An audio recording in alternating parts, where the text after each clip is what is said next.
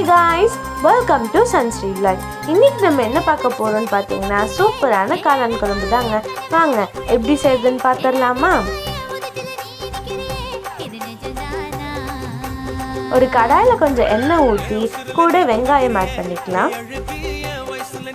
வெங்காயம் வதங்கினதுக்கு அப்புறம் நம்ம தக்காளி ஆட் பண்ணிக்கலாம்.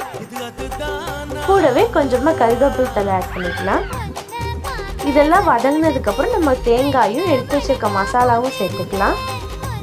இப்போ இதை நல்லா அரைச்சிட்டு வந்துருங்க.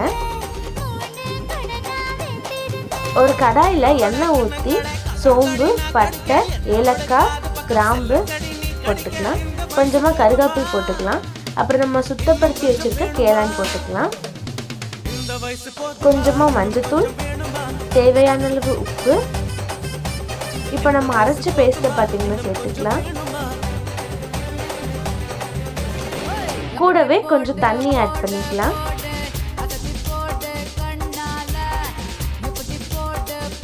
பாருங்க, சூப்பராக கொதிச்சு வந்துருச்சு. இப்போ நம்ம இதை இறக்கிடலாம். இந்த காளான் குழம்பு எல்லாத்துக்குமே காம்பினேஷனாக வச்சு சாப்பிட்லாங்க.